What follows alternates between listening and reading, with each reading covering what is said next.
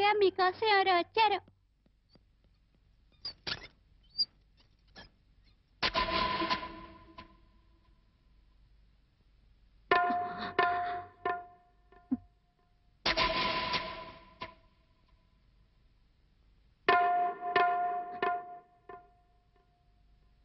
ఎవరమ్మా నువ్వు? చెప్పమ్మా, ఎవరు నువ్వు? నువ్వెవరో నాకైతే తెలీదు. ఒకవేళ మా ఆవిడికి ఎవరో తెలుసేమో. ఒక్కసారి పిలుస్తానుండమ్మా. పూర్ణ, పూర్ణ.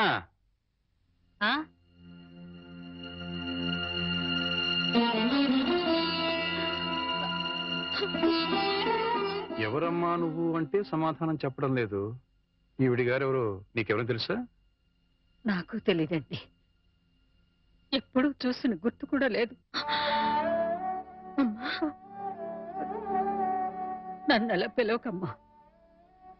నన్నలా పిలిచే హక్కు నా కూతురు సీతకొక్కదానికే ఉంది. నీకేం కావాలి?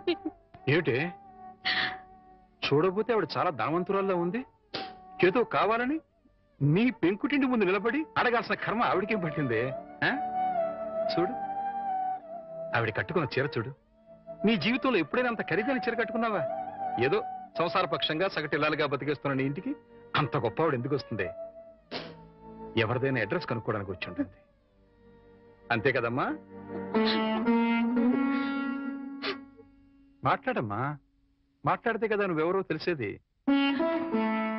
మాట్లాడకుండా ఉంటే ఎలా తెలుస్తుందమ్మా? ఒకవేళ మీ దగ్గర చదువుకున్నమ్మా ఏమో, గుర్తు తెచ్చుకోండి. కాదే, నా దగ్గర చదువుకున్న వాళ్ళకి చదువుతో పాటు సంస్కారం, క్రమశిక్షణ కూడా ఉంటాయి. ఈవిడి గారిని చూస్తుంటే ఆ రెండు ఉన్నట్టుగా లేవు. అందుకని ఈవిడ నా శిష్యులు కూడా కాదు. చూడమ్మా, మా అమ్మాయి గుడికెళ్లే టైం అయింది. నిన్ను చూస్తే మా అల్లుడికి నీకు సంబంధం ఉందని అనుమానపడే అవకాశం ఉంది. దయచేసి ఇక్కడి నుంచి తొందరగా వెళ్ళిపోమ్మా.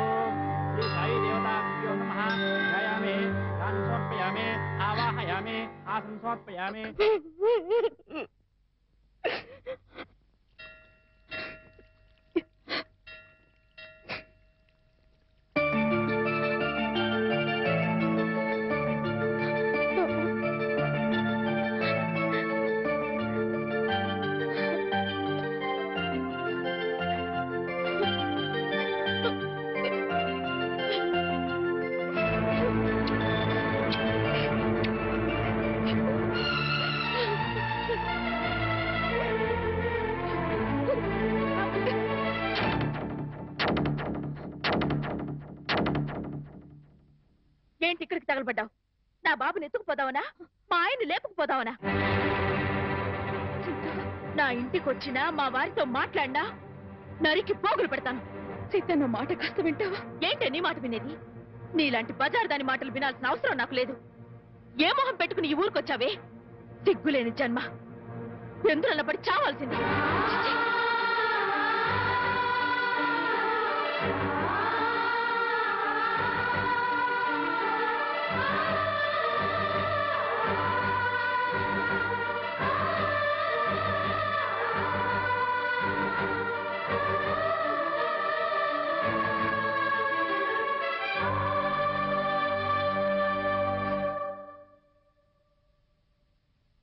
వాణి, వాణి,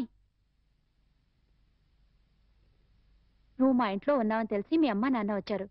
లోపలికి రమ్మని ఎంత పిలిచినా రావట్లేదు. నీతో మాట్లాడి వెళ్తామని బయటే నుంచున్నారు. నువ్వు వెళ్ళి మాట్లాడిరా.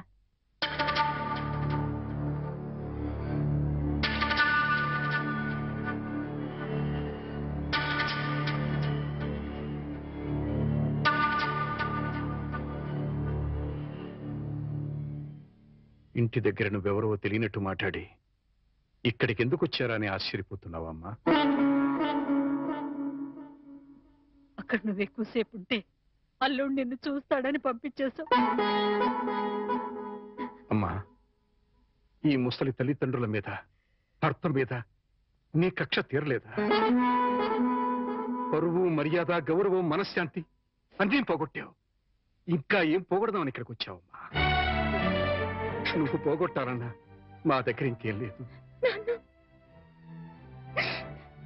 ఆ నాన్నని వాడు ఒకడున్నాడు. వాడు నీకు జన్మనిచ్చాడు, పెంచి పెద్ద చేశాడు అనే విశ్వాసం నీలో ఏమాత్రం ఉన్నా సాయంకాలానికల్లా ఈ ఊరు వదిలిపెట్టి వెళ్ళిపో. లేదు, నేను వెళ్ళనంటావా? చెప్పు, మేమే ఈ ఊరు వదిలిపెట్టి వెళ్ళిపోతాం. అమ్మా, నీకు 2 చేతులు ఎత్తి దండం పెడతాను. నా కూతురి జీవితంలో నిప్పులు పోయొద్దు, నా అల్లుడి బ్రతుకు నరకం చేయొద్దు. వెళ్ళిపోమ్మా, ఈ ఊరు వదిలిపెట్టి వెళ్ళిపోమ్మా. వెళ్ళిపో తల్లి.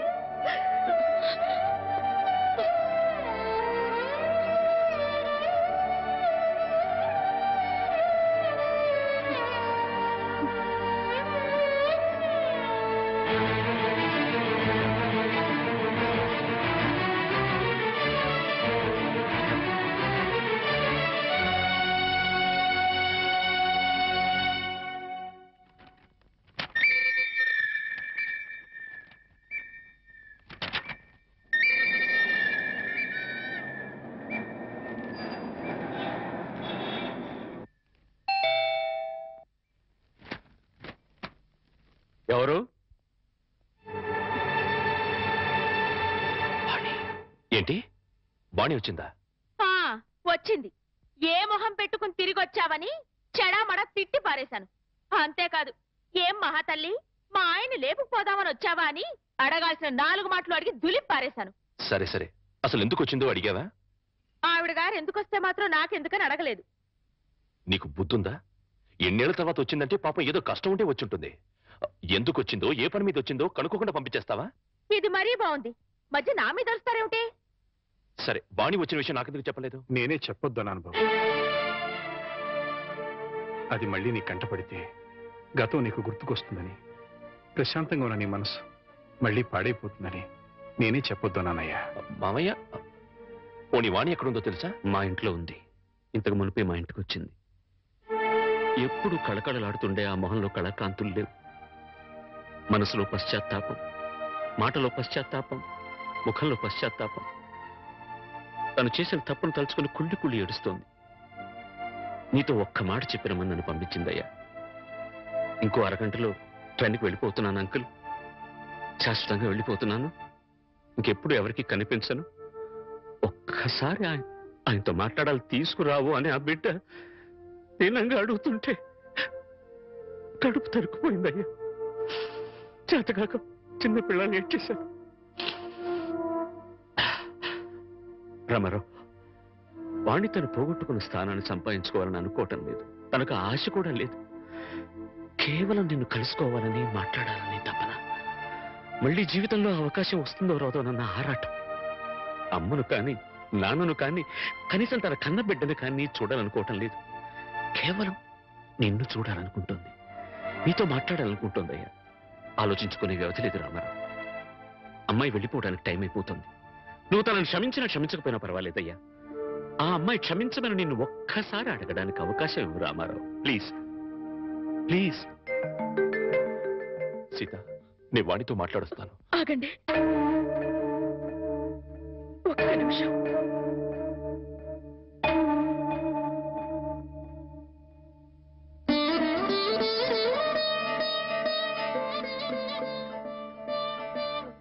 ఆడవాళ్ళు ఎవరొచ్చినా పసుపు కుంకుమ పెట్టి పంపడం ఈ ఇంటి ఆనవాయితీ. ఆవిడ మీకు చేసిన ద్రోహం గుర్తొచ్చి కడుపు మండి తిట్టొచ్చాను. ఈ చీర పెట్టి వేడుకోలు చెప్పి రండి.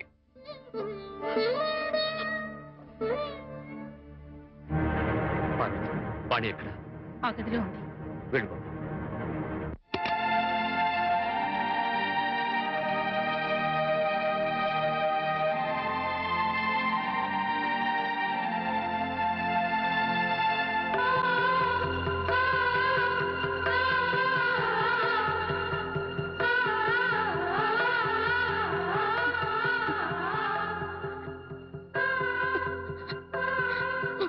వాణి బాగున్నావా?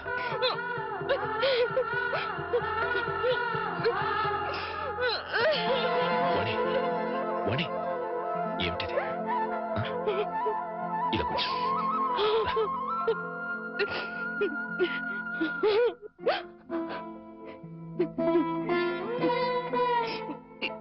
ఏమండి, మీతో ఎంతో మాట్లాడాలని ఉందండి, కానీ ఇప్పుడు నాకు టైం లేదు. నేను చెడిపోలేదండి, ఒట్టండి. ఎవరు నమ్మినా నమ్మకపోయినా నాకు అనవసరం. మీరు ఒక్కరు నమ్మితే నాకు అదే చాలండి. నమ్ముతున్నారు కదా? నమ్మకపోతే నిన్ను చూడటానికి వచ్చేవాడిని కాదు. చాలండి, ఇప్పుడు నాకెంతో తృప్తిగా ఉంది. ఏమండి, ఎవరూ లేని ఒంటరి దాన్ని అయిపోయానండి. వెళ్ళే ముందు ఒక్కసారి మీ ఒళ్ళో పడుకుని నాకు మీరున్నారనే తృప్తితో వెళ్ళిపోతానండి. ఒప్పుకుంటారు కదా?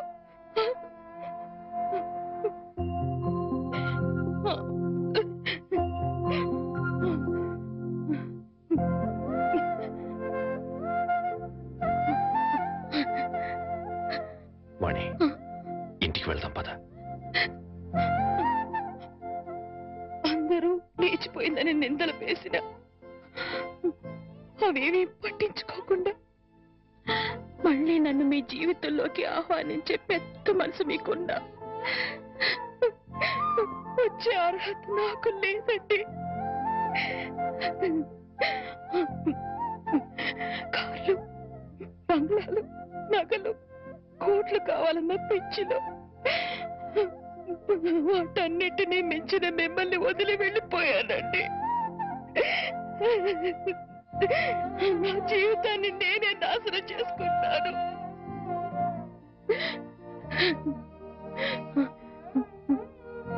మళ్ళీ ఇంకో జన్మంటూ ఉంటే మీ భారీగానే పుడతానండి. ఆ జన్మలోనైనా అందరూ మెచ్చుకునే భార్యగా